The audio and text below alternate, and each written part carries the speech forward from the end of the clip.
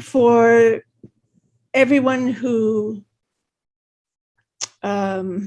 listened to last week's class, I hope you remember this relatively early, ambitious painting that Michelangelo was to do that never was completed for the town hall in Florence. So he got the commission for this immediately after completing the David, when it was clear that he was just a star beyond all the rest of the twinkling firmament. But the reason I brought it back in, because of course you're not looking at the real thing. You're looking at another artist copying a section of the drawing, the cartoon that Michelangelo had made for it. Well, actually, I had two reasons for bringing it back in. One, just to think of the implications. See, that and this was Leonardo's, Rubens' copy of a section of Leonardo's fresco for that same room in the town hall.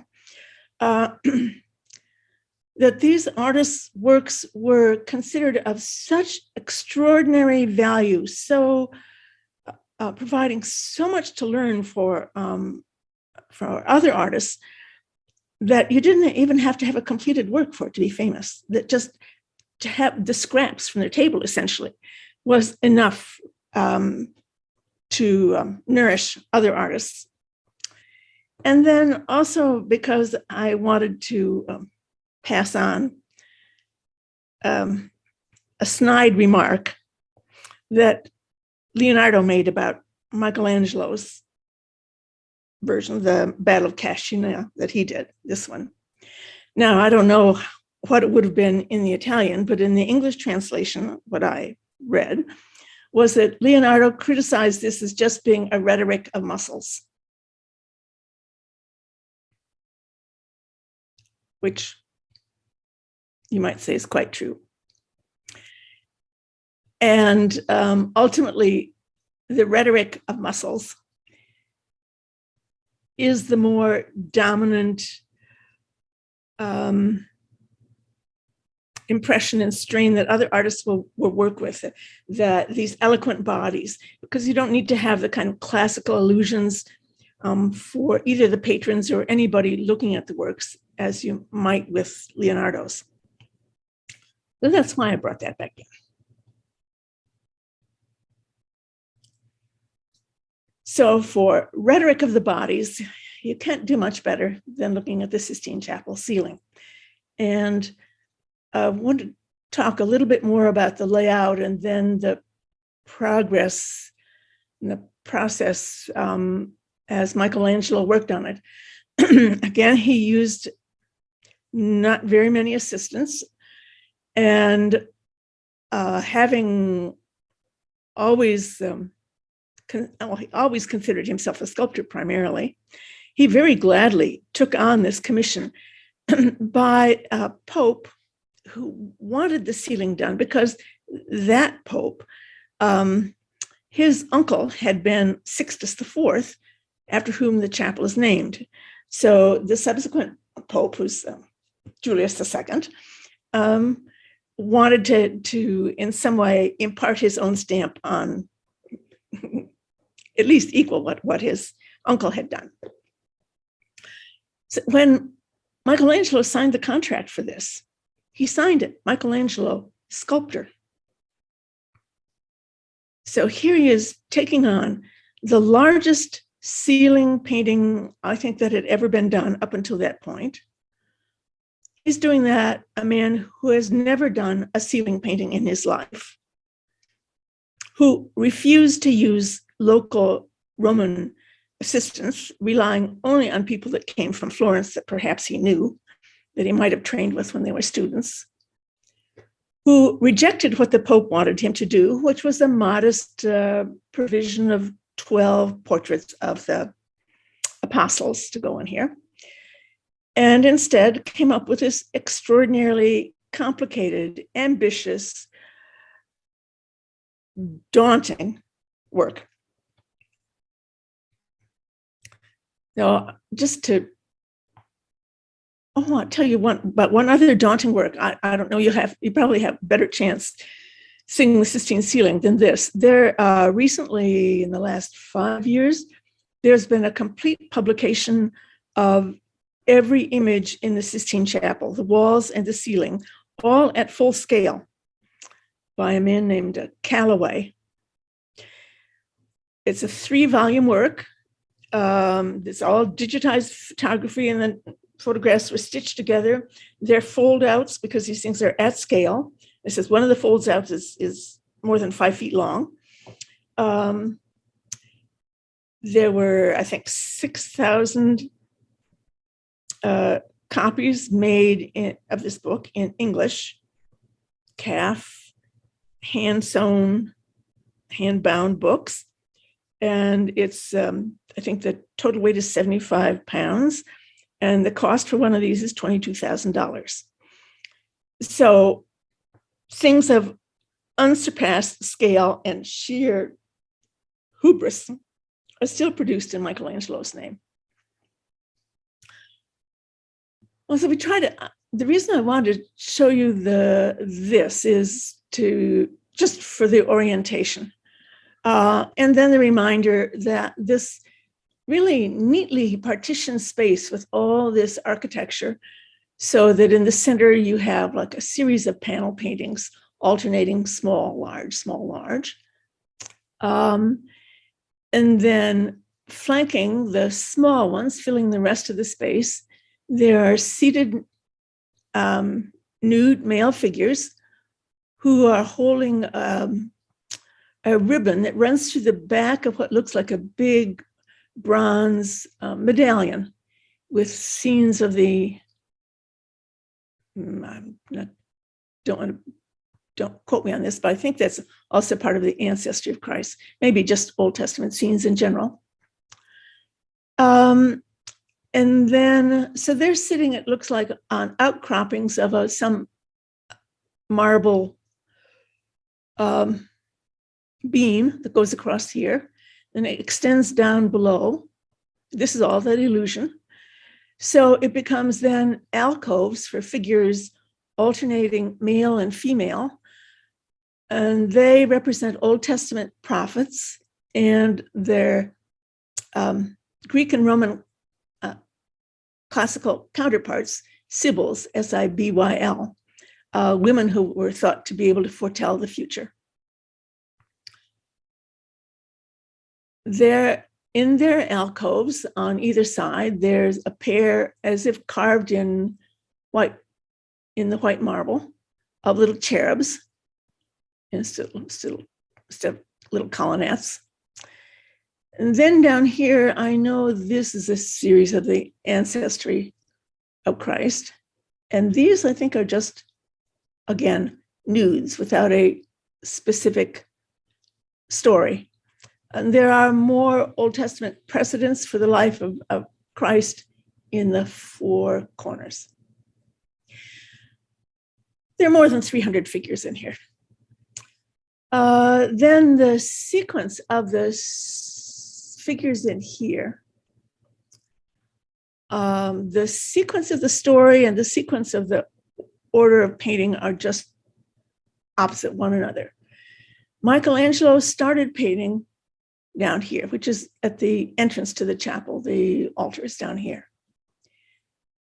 And he started with 3 scenes from the life of Noah: the drunkenness of Noah, the flood, then Noah and his sons sacrificing the Thanksgiving after the flood. And then moving back in time, we have, well, why don't I just do it here rather in order?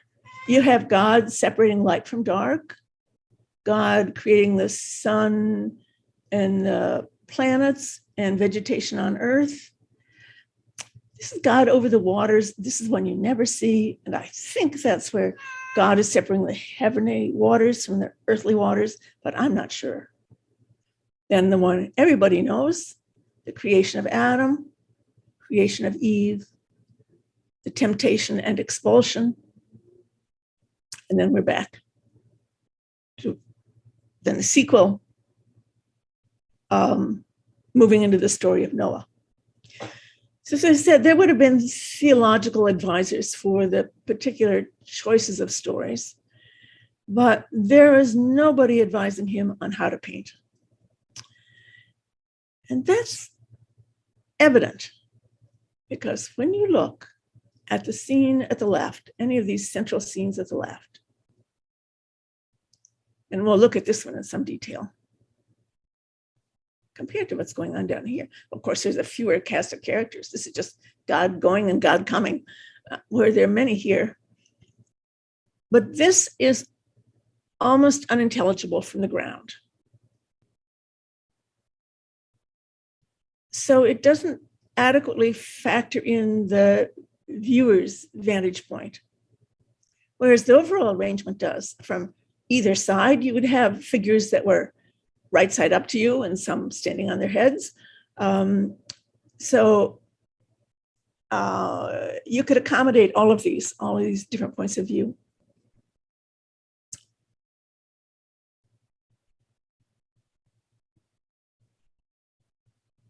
So these are these first three. This is the start up here. And then I'm going to show you the scene of the flood. What this one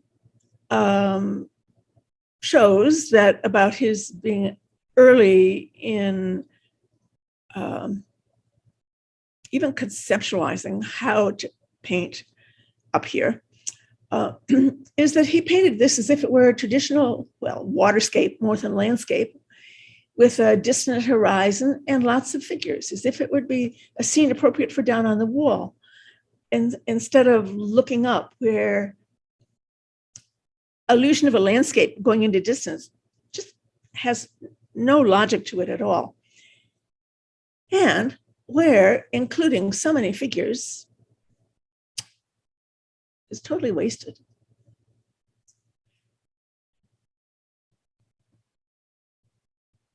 Here it is. When they did that cleaning in the 80s and 90s,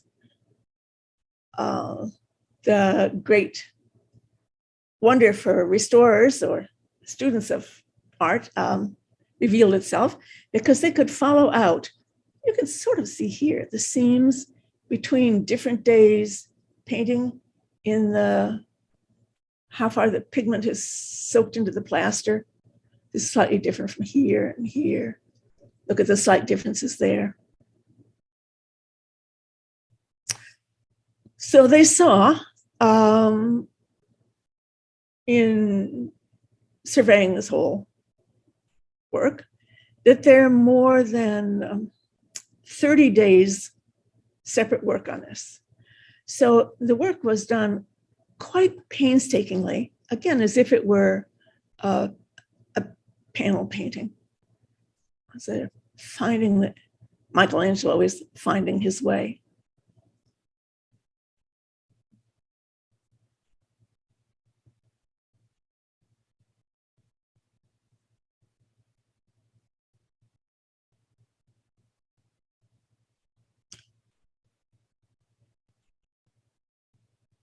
Oh, while I have this on, another comment I will make that's sort of a more general comment and not about this particular scene.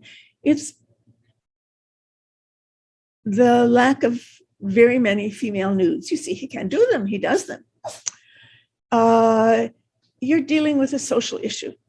For live models, because Michelangelo, from all his drawings, we know he had people pose from him, and he would get models. They weren't all necessarily young men who worked for him.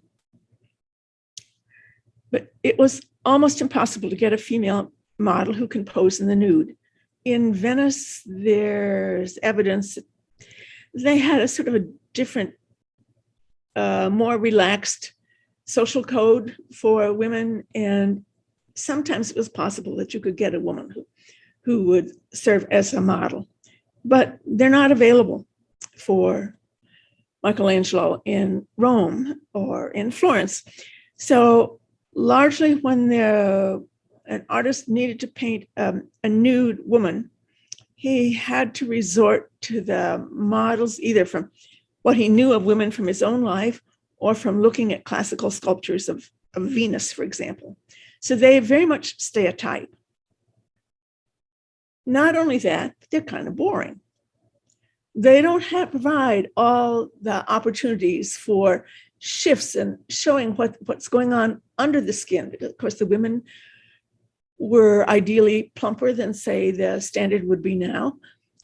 So the variety in the body and the inner workings of the body, or just even comportment of the body, were much less expressive for the women.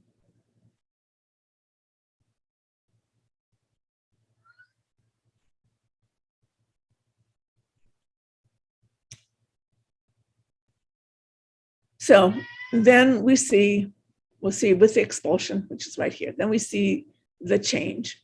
I think it's from about here on. All this is done in about 100 days, just a frenzy of activity. You will see it's not just the central figures who become larger, commanding our views, but the prophets and the Sybil's cease to fit snugly in their alcoves.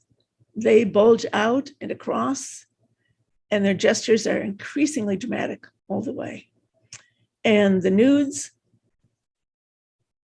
move over into the panels, so the human body is taking more and more space. I don't need to go over certainly one of the very familiar ones that we also we looked at last time.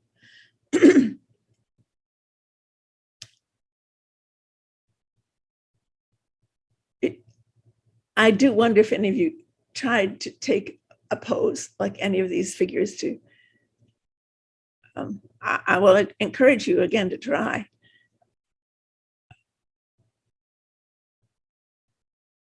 And there's something that's like a typical feature in his work. These powerful, muscled bodies end in the most expressive hands and feet that are sort of the fulcrum for the whole thing.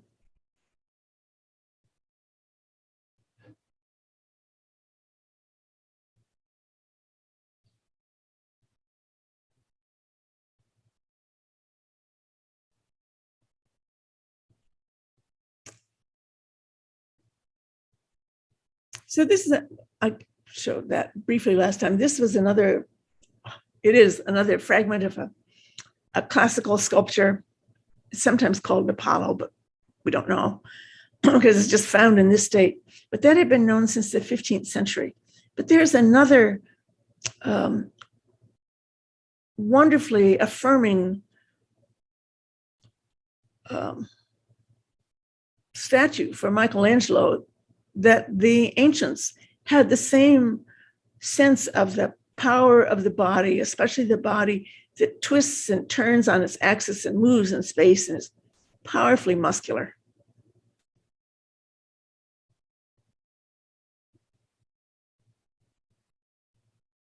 It's there.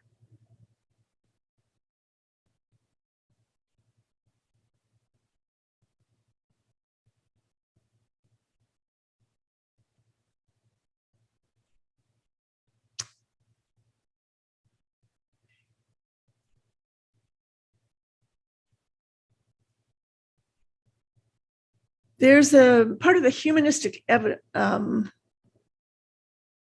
emphasis in this whole series is not only that there are so many human beings, but the story of creation of Adam and Eve each have a separate panel, and they're very prominent compared to like the creation of the creatures in the sea and the sky. They don't appear at all, nor would they be very good from a ceiling point. He's not consistent in the way he shows God. How would he know what God looks like?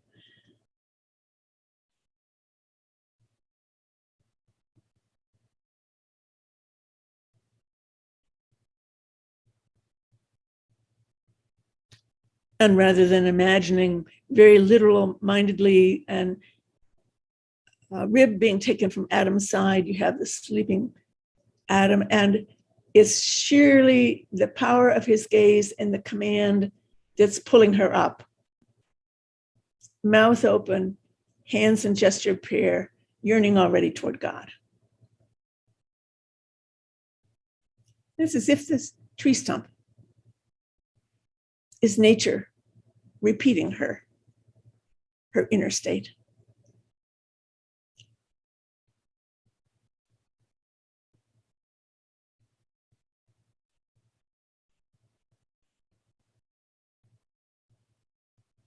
It's like, oh,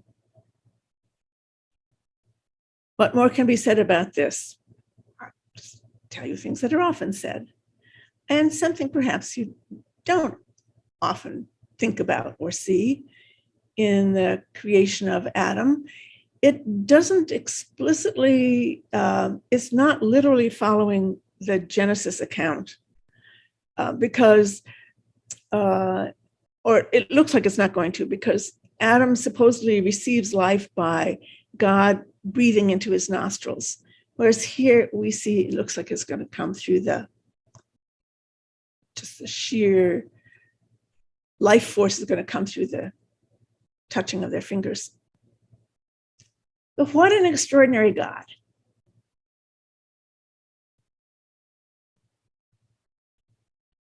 Who evidently also looked quite a bit like Julius, the Pope at the time, who had that same kind of outsized character, as did Michelangelo. But so Michelangelo clads him in a garment that's light in color and so pushed back by the wind because of the velocity with which he's coming in, that you can still make out, oh, look, there's his belly button. You see all the human form. And his beard flows. And the cape around him, these are different classes of angels. Some say, oh, this is Eve. Some say this is the Virgin Mary. We're not sure, but she's looking with combination maybe of eagerness and apprehension over here. So that's this great rushing force coming against the normal flow of things, moving to the left. And then to get the greater sense of the force and the speed, everything flutters. The draperies, the legs, like it's a tattered pennant almost over there. And then you look at Adam, who is posed almost identically to a figure from the Parthenon, which Michelangelo would have no way of knowing about. But he lies back here. He can at least prop up his head and turn it, but it looks like holding up his arm would be too much. He has to prop it on his leg. And then even this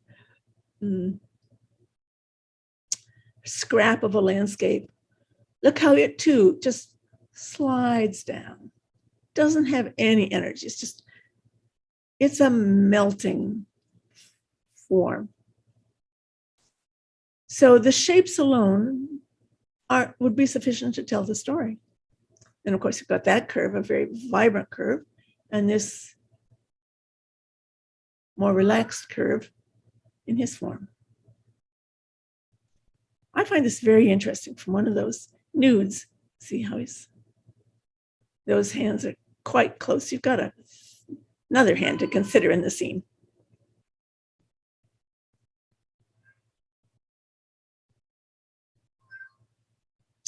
When they cleaned this, there are a number of places they could find the bristles from the brushes.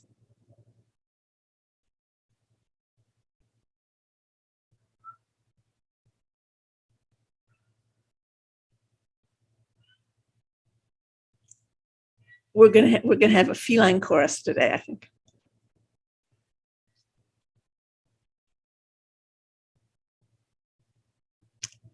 And there's his red chalk sketch for the hand.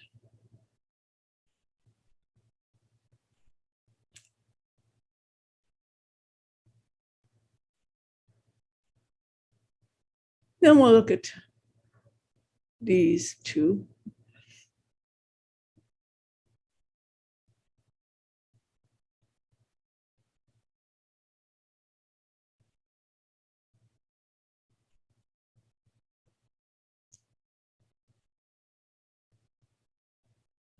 I mean, this is just so astonishing. You're looking at the soles of God's feet and his behind so clearly marked out there.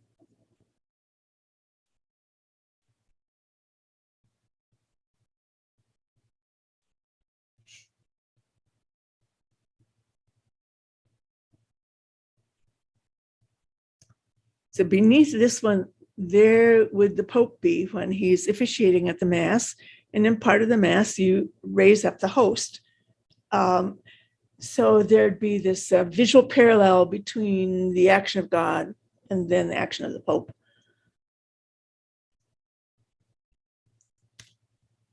You see his Adam's apple. Something else about these poses when seen in odd angles such as this is try to imagine, how could Michelangelo have posed someone? How would he be able to see that foreshortening? Perhaps were they up in a section of the scaffolding so he could look at them from below? Did he have the power of his imagination to be able to conceive how it would have been? They're just, and then he works out exactly where the light and shadow should be, where the light would hit from the room to make it very plausible. Now we'll look at some of these nudes.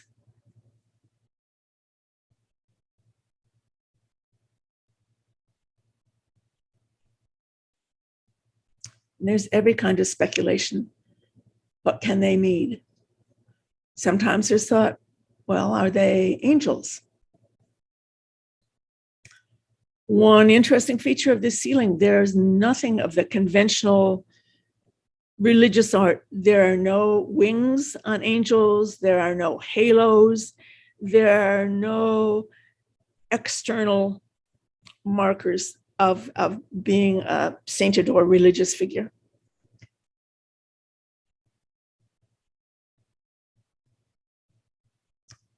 And they don't sit comfortably. However calm the face can be and beautiful the face can be, the body, well, here the hands are held in a relaxed way, but that is not a relaxed way to sit. That's something that catches your attention more because there's a lack of consistency that you keep going back to. Now, see, this is all illusion. It's just as with the bodies. I mean, how do you know? On a very large scale, he's drawing these and painting these to do that.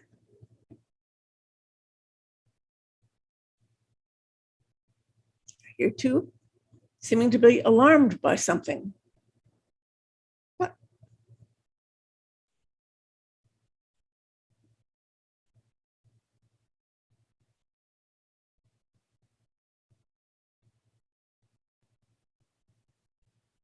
What's he doing? With one finger just catching up the ribbon.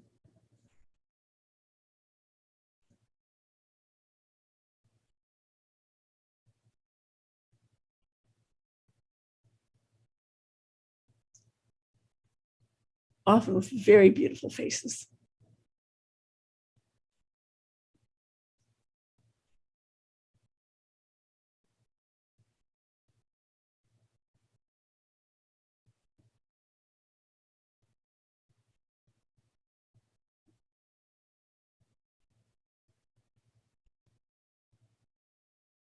This is just part of one day's work.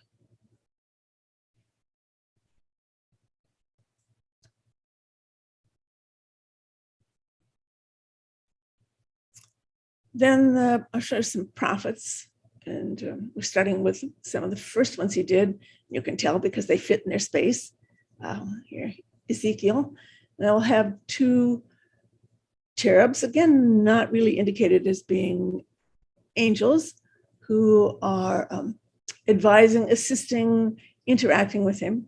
And then these who are, as it were, marble sculpture, supporting sculpture that's come to life.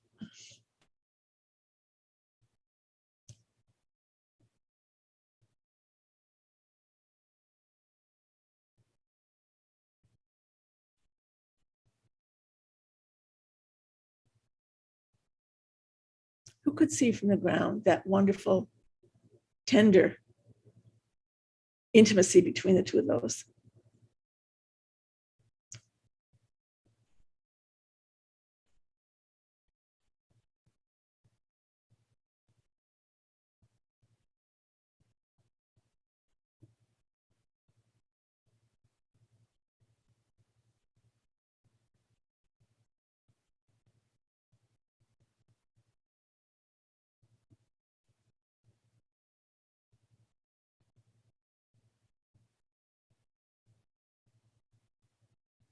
Could just put your feet flat on the ground. Oh no.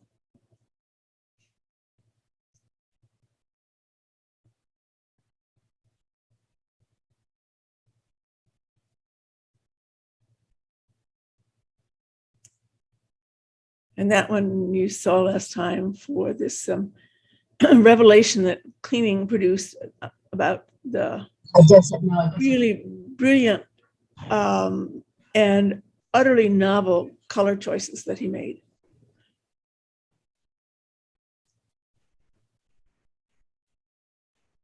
This is brooding Jeremiah.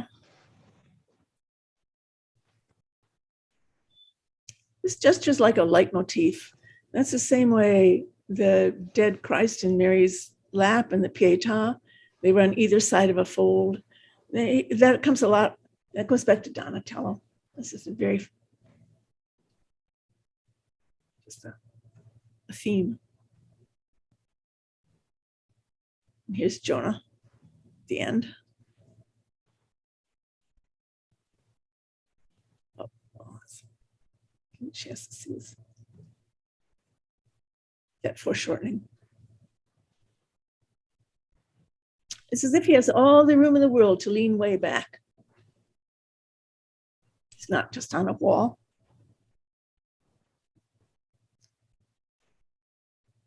Then the Sybil's. It says a Libyan Sybil. And what's especially nice about looking at that one is that we have one of his pages of drawings and preparing for her. So you see, he has had a live model, and want you to look exactly at the angle of that head on the shoulders, and then I'll go back in a moment. We'll look at the painted form, and you know how much these hands and feet matter. Working on that toe, which is exactly the right angle, or the hand to hold the book. Let's see. Oh, let's go back.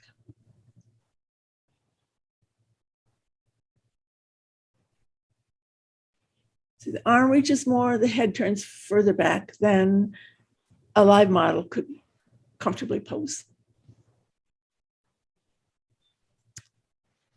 And for the color. And these great, extravagant forms. I mean, in our era of post-abstract art, just looking at those shapes and colors, as if you don't need to know any meaning behind the figure, that in itself is a satisfaction. There's that toe. This is unfortunately not a very good slide of the Delphic Sybil, but oh, look at this, what I have of her head. Do you think from the ground we would ever see her teeth? Of course not.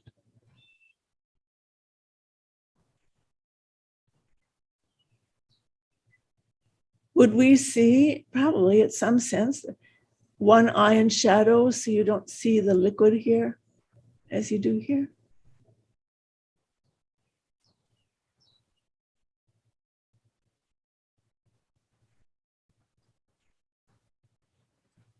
Mhm.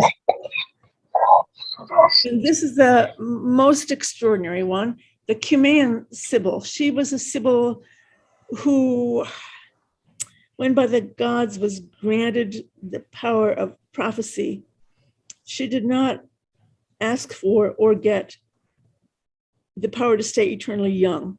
So she's always shown as a very old woman, and she is a colossus here.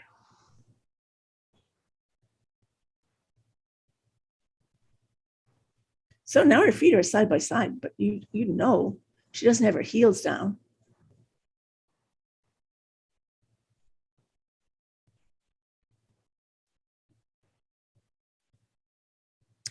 And then this is just a small trivial section from the ancestry, the genealogy of Christ. So that this incredible expressiveness continues.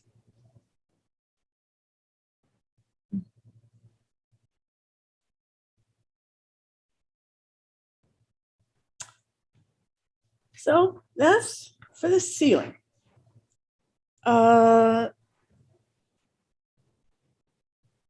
So that was for Julius II. The sequence of the popes matters, and I always have trouble keeping them in mind.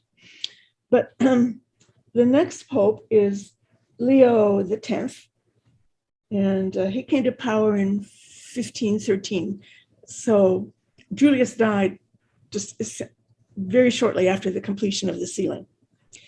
Meanwhile, you know, there's that project that's going on, that's festering, which is to create the tomb for Julius II, which was the other reason, other than the ceiling, that Michelangelo had been invited to Rome by Julius. But I'm hold off to that until next week, because that is something. Oh, do you know where there's more Pharaoh? I know we bought it. Excuse me, would you please mute?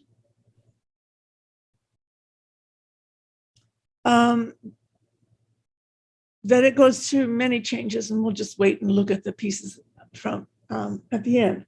So the successive pope is then Leo X, who is a member of the Medici family. And he had worked for Michelangelo right away, whom he knew well. But he had worked for Michelangelo for his family, for the Medicis back in Florence. Because the popes are frequently engaged in ensuring, it's not just Michelangelo wanting to watch out for the welfare of his family, the popes do that as well. And Leo X, the Medici Pope, commissioned Michelangelo to complete the parish church, really the Medici church in Florence, which is the Church of San Lorenzo. It's one of the biggest churches in Florence. I'll show you the interior. It was designed by Brunelleschi, so it was a pioneering structure by a pioneering architect in the first half of the 15th century. But the part that never got done was the facade, the most difficult part to work out a design that would both synthesize the natural shape of a Christian church with a high ceiling at the center in the nave and then lower on the sides, to synthesize that with something appropriately classical. Couldn't put in actually a temple front yet. And so Leo asked Michelangelo to come up with something, and Michelangelo did. He came up with a concept for elaborate all Carrara marble facade that was going to have figures on it and a lot of carved sculptural detail. And Michelangelo went up to Carrara, spent a lot of time there, finding enough marble of good quality that it could completely cover the facade. This is his wooden model of the facade he had designed. He produced this as a, because they didn't use architect's drawings. A model is the way they would visualize it. So he was going to do something like this. But it was a project that had to be abandoned, partly because he was called off by the family to finish that Tomb of Julius II, but also because it was just so extraordinarily difficult. He spent a lot of time up in Carrara helping to quarry the stones for these columns. And he almost lost his life in one accident, and one of his workmen lost a life, another was permanently maimed when taking these large columns and trying to get them down to sea level so that they could be taken by boat back to Florence. So it was just a small tragedy. This is the interior of the church. The characteristic Florentine Renaissance combination of white plaster and this local blue-gray stone. Oh, it's a beautiful building inside, just so lucid, so rational. And it had attached to it, from that time, also designed by Brunelleschi, a sacristy, which is, where the clergy prepare for the service and where they keep their everything for the service. And this even has some terracotta reliefs here by Donatello. So this is major work. Well, what Leo wanted was for Michelangelo not only to do the facade, but to create a new sacristy that was really more like a funerary chapel, so that members of his family could be buried there.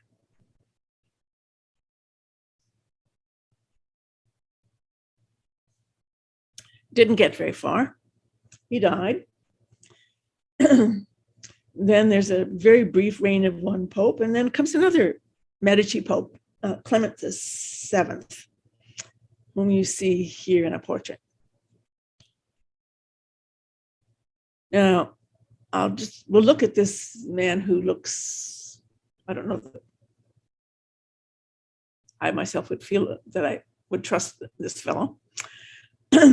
But he was in the papal, he was the Pope during the time that for some people, historians take as maybe the end of the Renaissance.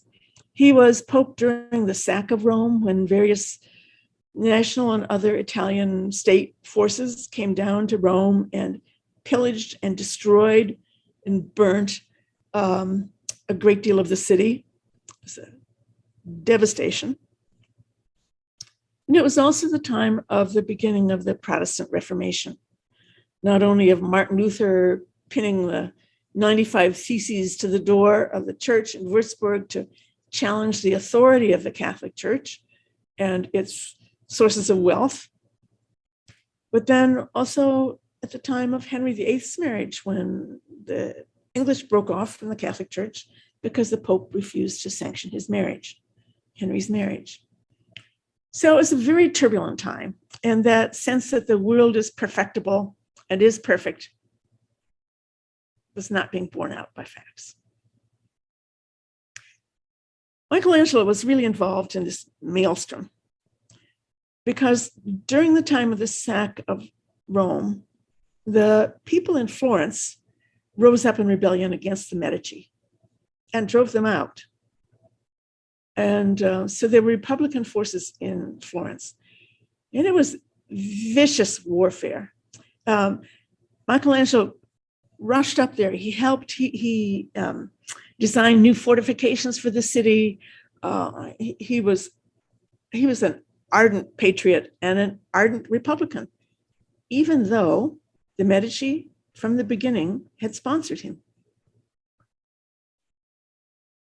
Well, when it was clear that the Medici were coming back to Florence, the Republican cause last, first thing Michelangelo did was to panic, and he fled to Venice for a little while. But then this new Pope, Clements VII, said, "Come back, finish the chapel."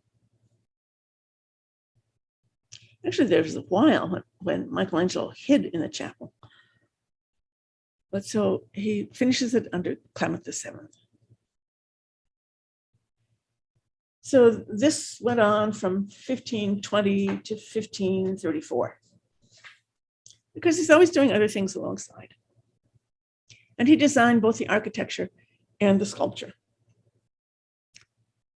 So we'll look at the tombs of Giuliano and Lorenzo de Medici. It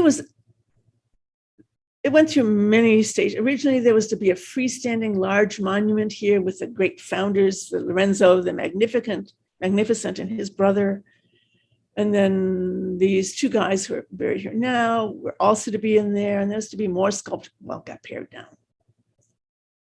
Lorenzo the Magnificent is actually just in there. When you look up in his design, you see also he's being inspired by the Dome of the Pantheon.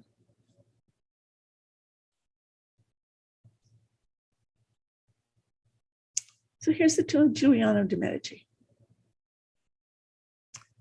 I'll have to read to you what, let's see where I have this now. A description of him, and then, well, let's look at a portrait of him as well, of the real Giuliano.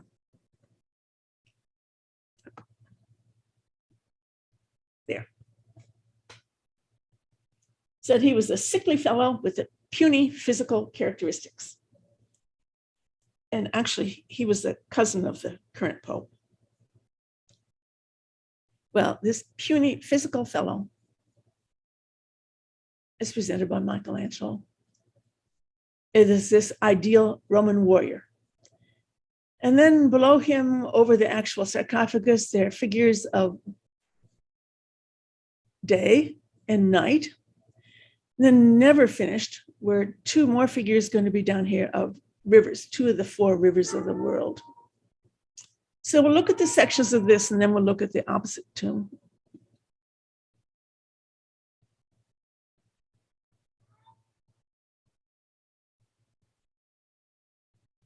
Even though he's shown in armor, tousled hair, he's just fresh from battle, this puny, sickly fellow. Michelangelo had some justification, because this is actually sort of Italian 4th century BC armor. Bronze breastplates did give ideal physical form, but this is as if it's absolutely clings to this heroic body.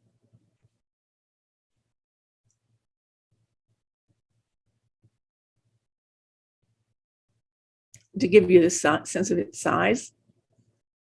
I'll later explain why it's there.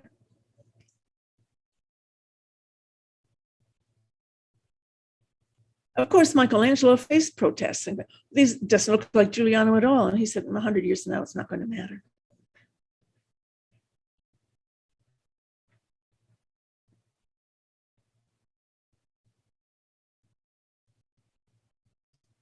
So you see how much this is carrying on the same idea he was working with for the prophets and the Sybils.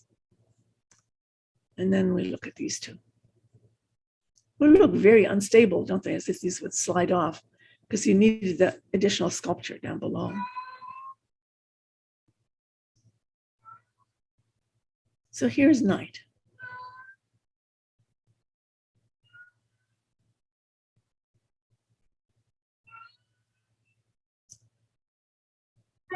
We'll show you her face. She sleeps very peacefully. There's the owl of night, and it was thought also the owl sees evil at night. And the mask of duplicity, also as if nightmares. And these are quite sinister faces back in here.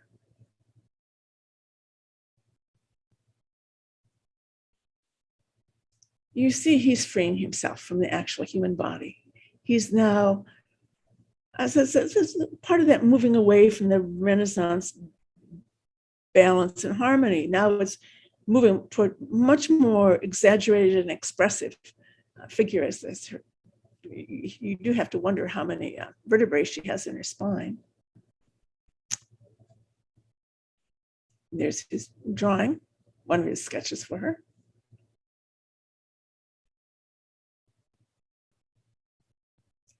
And he used the live models to get the arm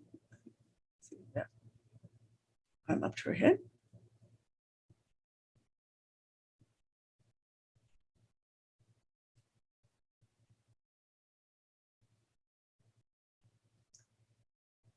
He did have several assistants, but he almost refused to let them do anything, at least when he was there. When he was away, then others could carry out some of the work. But he made full life-size models of these out of other materials before starting to carve them in marble. It's a very painstaking procedure. And he's contrasting the almost waxed smoothness within the rough textures.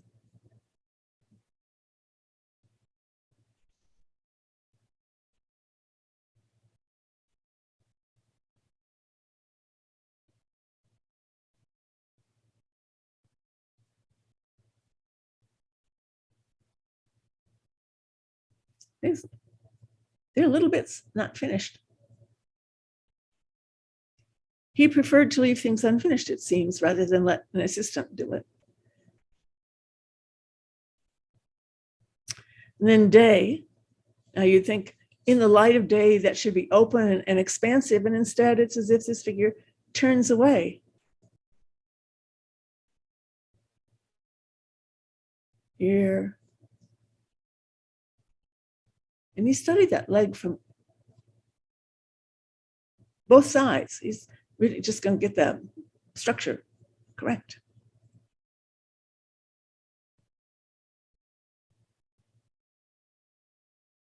So imagine twisting an arm that far behind you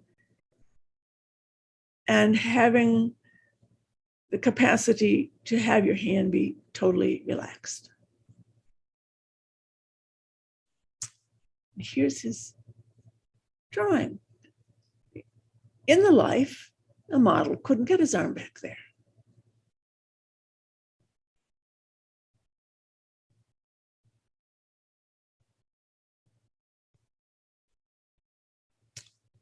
On the opposite side, Lorenzo. So here's the description of Lorenzo.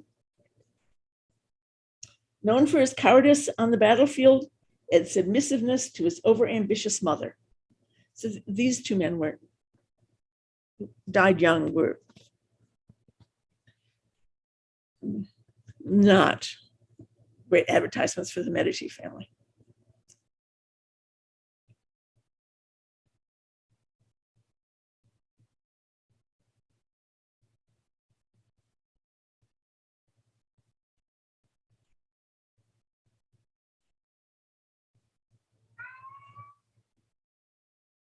There he is in life. These are copies of both of them. They're copies of portraits by Raphael.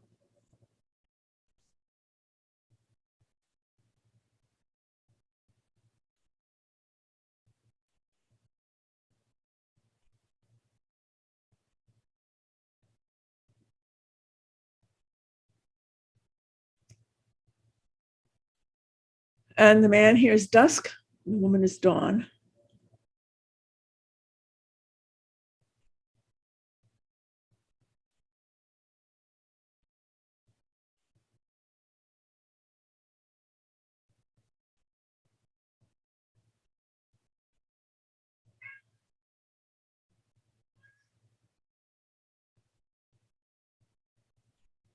She's just waking, removing the cloth from over her, beginning to turn. I think the final detail I have there is, oddly enough, I want to show you, as if it were necessary, the kind of affirmation of his awareness of women's bodies, all human bodies. When you look at her breasts and hers, there are women of different stages in life. So he shows different ages, different times of day. It's going to be the whole round of life, which these now superhuman young men have risen above into eternity.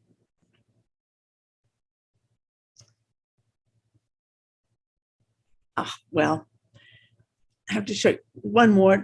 Let's bring it up to today instead of thinking about eternity. These women are all curators or conservators there. And they, during the lockdown for COVID, were in here cleaning the chapel because there were all sorts of spots and stains, especially on his tomb, that were showing up as late as, as early as the late 16th century. And there are now, it's now possible to distinguish and select out specific strains of bacteria that eat grime off marble. So these women introduced it, and that's why I showed you that detail before. It's one of the people who cleans them, because what they found, see, this is the kind of dirt there was. Lorenzo de Medici's sort of no good son was subsequently killed by another member of the family, and they tossed his body in here without properly embalming it. So, as the article said, this man, whose name is Alessandro has gone around staining all the rest of the chapel. So this is from Organic Manor.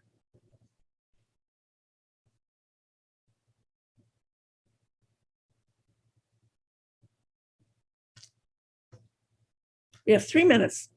We're going to start. Just his next major job is to do the Last Judgment of the Sistine Chapel ceiling.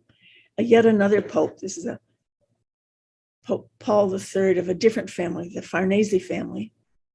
And this was partly a scene that's to respond to the Protestant criticisms of the church and to reclaim the authority that was felt was lost during the sack of Rome.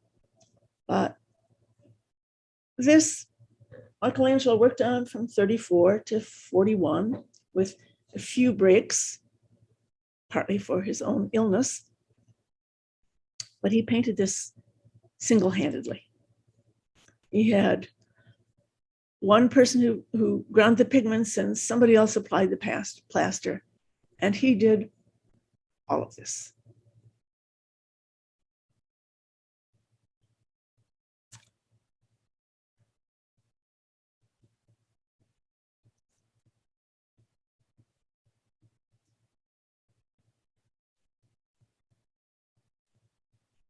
So I'm giving you the finishing images to carry you through the week. There's that of a Christ who is an Apollo. And the other well-known detail, Michelangelo, who is a skin, or a man who believes all life is what pulses beneath the skin. Here he shows his utter worthlessness. And there are other meanings attached to this as well, which I will get into next time. But I did want to say one part of that. Why would he put himself so prominently here? It's not unique for a painter to put himself in a painting or even in a Last Judgment scene. By this time, Michelangelo was commonly called the divine Michelangelo. And part of this is his humility, his profound regret for his youthful arrogance, and the hope that he won't be considered a sinner.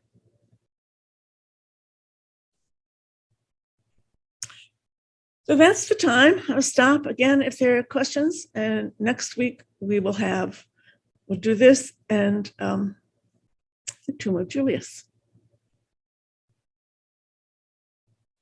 Okay, I see there are two for chat. Does anybody want me, before I turn off the images, anything to go back at? Maggie, Yes. with Dawn and Dusk, the woman seemed much less muscular than earlier versions of the women. It was almost like he was using a male model for the earlier versions. Good looking there. Oh, I have to go way back here, don't I? Well, that's too far back. Something is beginning to happen in his treatment of the figures altogether.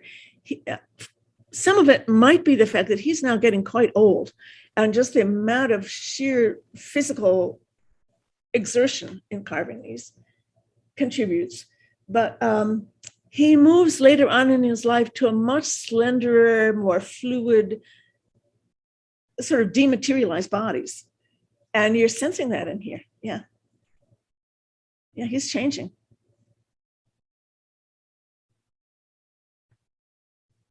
Bravo.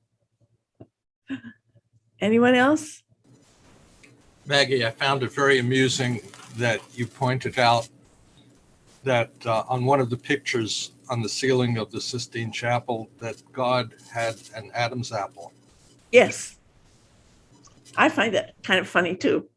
Yeah. And such a perfectly shaped behind.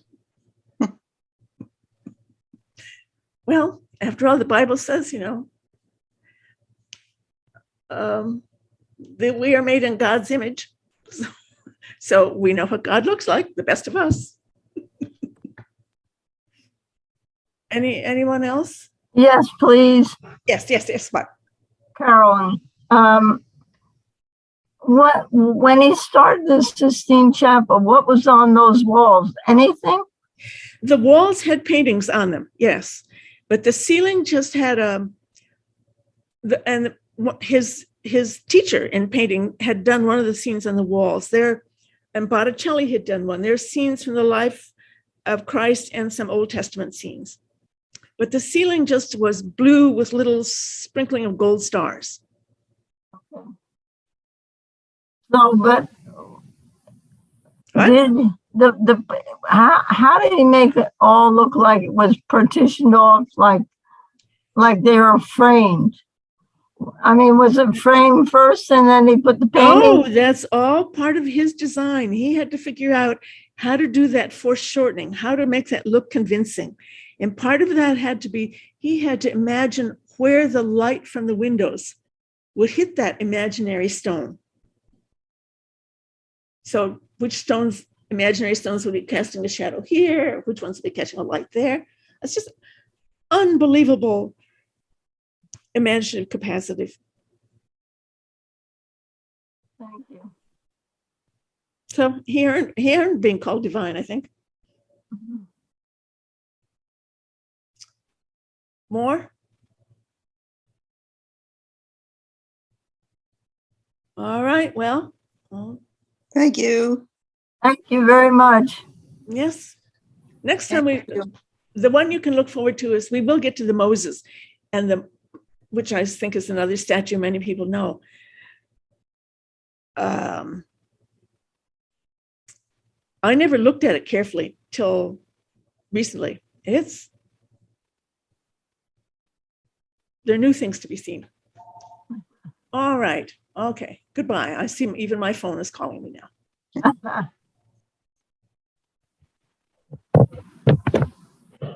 Thank you, Maggie.